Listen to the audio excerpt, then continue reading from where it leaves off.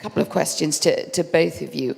One is, let's look at the events of the day. We're seeing the Fed now calling a halt to quantitative easing, obviously with a view that inflation may be creeping back. Where do you both see the analysis of the Goldilocks recovery, that we had cycles of economic recovery on both sides of the Atlantic that were looking pretty good, and that therefore countries who are trying to chart or shadow those developments, like Ukraine, could be the beneficiaries of that? I mean, Yanis, do you believe the Goldilocks story?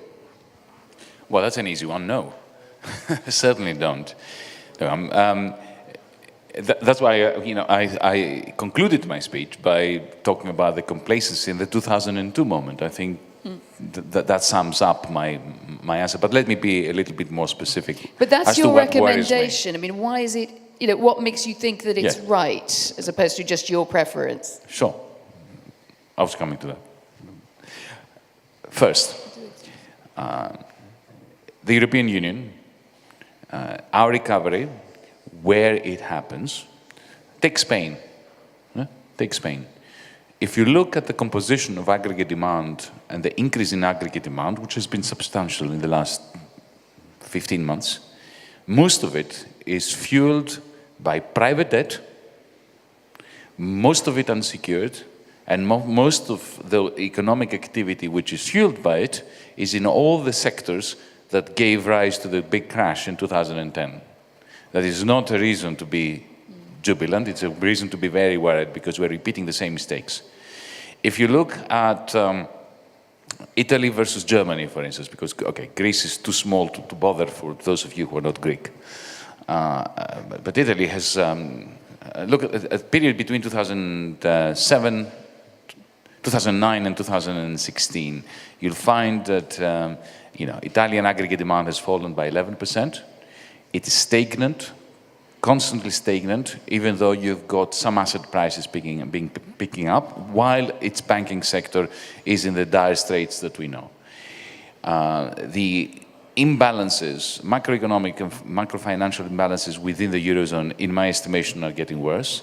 If I were German, I would be very worried about the fact that the surplus is stably in the red, above 9.5%, primarily because as a prudent German, I would worry about the fact that the macro situation is forcing me to invest my savings in economies which I do not control and which are creating bubbles or which are being prone to recessionary bouts.